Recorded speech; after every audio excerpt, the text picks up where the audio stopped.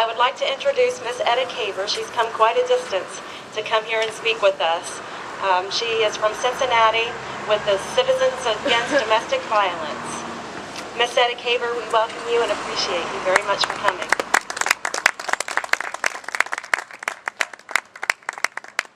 I feel so honored to be here today. Jackie, you will continue to heal as long as you continue to tell your story.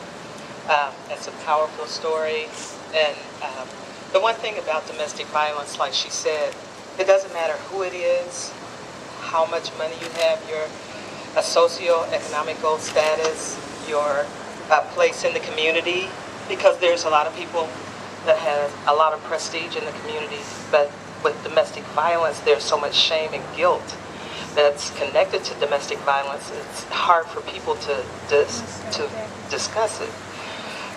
One of the things I would like to say first, I want to thank Misty. It seems like I know her already. I want to thank everybody involved in this event. This is a great event.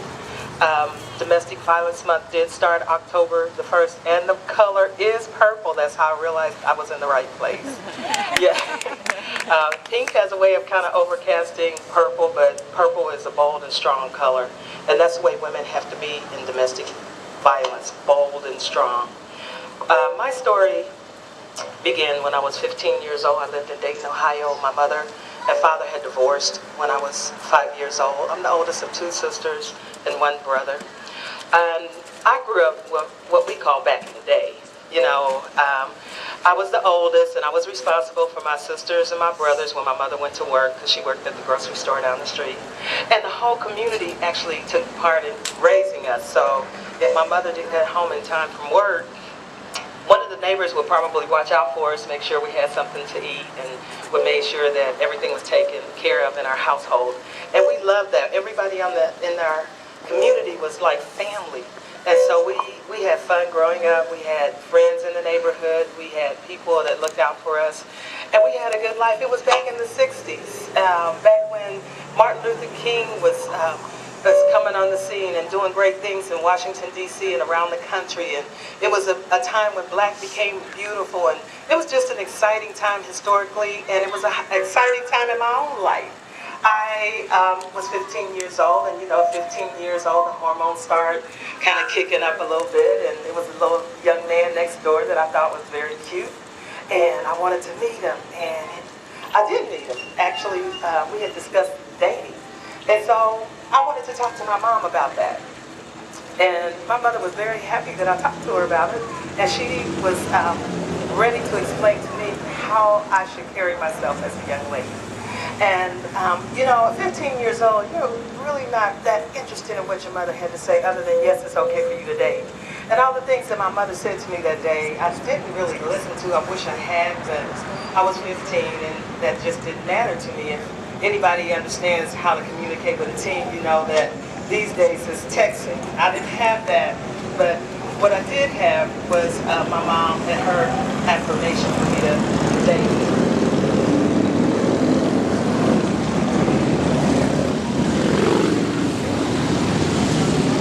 So I started dating this young man, and the night that he was supposed to come over and meet my mom was the night that I had told her about him.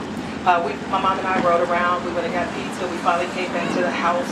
She continued to talk to me, and finally she left.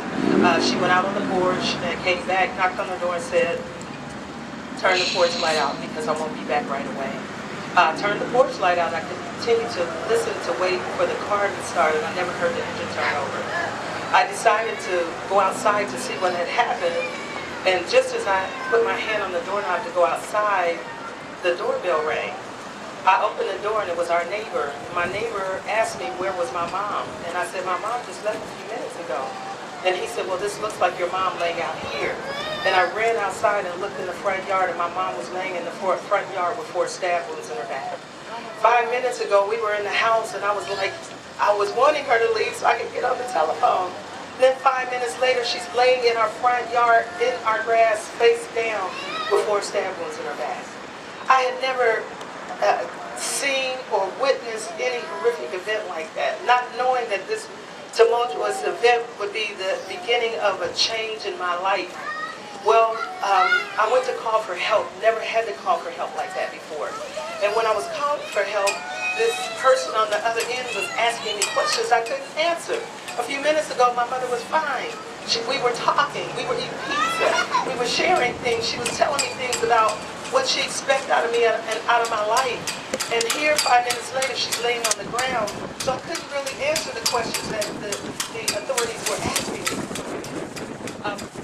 My sisters and my brother finally discovered what had happened. I wanted to protect them from that scene, but there was nothing I could do, and it seemed like everything was out of my control. I was only 15 years old, and I was trying to protect my sisters and my brother, but I couldn't. And all we did, we ran outside and we began to scream and holler because of what we were witnessing. My baby sister actually sat in the grass, put my mom's head in her lap, and began to rub her hair. My sister that's next to me, my next oldest sister, she just began to scream, which woke up the whole neighborhood. And before we knew it, everyone was just standing there looking at my mom, not knowing what to do, because none of us had ever witnessed anything like that. None of us had ever come in contact with this type of event in my mom's life. And it seemed like it took the police forever to get there. When they finally got there, they pronounced my mom dead in our front yard. And what had happened, somebody had hid in our car, and when she got ready to leave, they proceeded to reach from the back seat over the front seat, held her while they stabbed her through her heart. She tried to get away. She opened the passenger door and actually rolled out on the curb, the grass at the curb. And that's where our neighbor saw her, and he picked her up because he thought she'd fallen, and placed her in our front yard. And that's where my mom died. Our life changed that day. My mother was our only support system. She was a single parent. And now all of a sudden, the four of us didn't know what was going to happen to us. My dad and mom, we're not on speaking terms, so my father didn't come around even after the death of my mother. So here we are, 4 kids. Nobody knows what to do with. Nobody really wants. They sat actually in our house and discussed the conversation. Who wants 4 teens? Because I was 15, my sister was 14, my other sister was 12, and my brother was 11 when this happened. And nobody wanted all 4 of us, so they talked about putting us in foster care. They talked about actually putting us in an orphanage or a home. And then finally, my grandmother stepped up and said, I'm taking all 4 of these kids, and I'm going to raise all 4 of these kids, which was the blessing of our life at that time. So we moved to Hamilton immediately because it was rumored that I saw what happened, which I didn't see. I just saw different parts of it. We moved to Hamilton, and my grandparents were great. They were Christians. My grandpa was a deacon in the church. My grandmother was a missionary. All of a sudden, we had to do church stuff. We had to be in the choir, usher. We had to do something.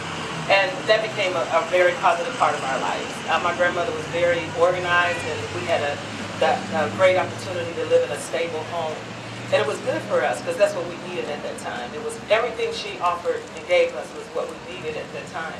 Well, the other thing that we needed that was snatched away from us was our friends. When we went to Hamilton, we went there abruptly. We had to leave all our little plans and friends behind. And all of a sudden, these are new people that we're meeting. The one thing about that is our event preceded us. So when we got to Hamilton, everybody identified us as the kids whose mother was murdered. And just like Jackie was saying, how hard it is, that was hard for us.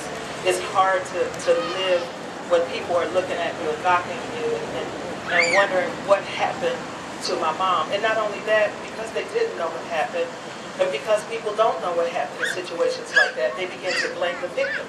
What did she do? Why was she there? And the truth of the matter is that somebody else woke up with killing on their mind, not my mom. She was young. She was only 33 when she died, and had to die that way, which again was horrible for us. And so we had to try to live, trying to ignore kids' comments, people's comments. People pointed at and scoffed at us. And one day, this young man passed our house. And he was driving a black and white Riviera, which was nice looking.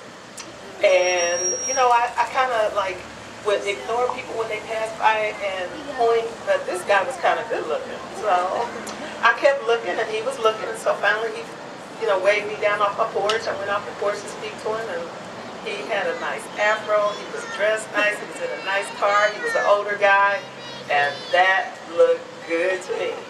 He asked me to take me out, and I thought he was going to talk about something else, and I was happy about that. I went to my grandparents. I was still 15 years old. They told me I had to wait till I was 16, and you know we don't wait. So he and I started seeing each other. And it was good because I needed somebody in my life that now I felt like I had somebody in my life. The thing is that I had been involved in a lot of activities in school, and now all of a sudden he's telling me, you know what, you don't really need to go to those activities. Why don't you come on and be with me? Why don't you let me pick you up instead of riding the bus? And I thought that was great because he really loved me and he really wanted to be with me. So I kind of backed out on some of the activities that I was in school and quit riding the bus and began to ride in his car when he took me to school. I started riding to school with him and from school with him.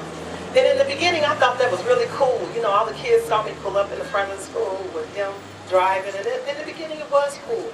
But I didn't realize it was the beginning of control issues, because domestic violence is about control and power. And so I thought that was great. I started playing hooky. I kind of neglected my activities, and I was with him only. But then, as I began to continually be with him, I started to go to his house. And what I saw in his house was something I'd never seen before. I saw how bad his dad treated his mom. And I saw the things that his dad was doing to his mother. And so, in that, I thought, you know what, I got to get him out of this situation. I got to save him. And I thought, as soon as I get out of high school, we'll get married, and I'll be this great wife, and I'll have great kids, and I'll keep his home beautiful and clean, and he'll realize how great a woman I was for him to marry. And as soon as I got out of high school, we did get married. The thing about it is that those are the qualities I was bringing to the table, but he brought to the table what he had grown up in. So we get married.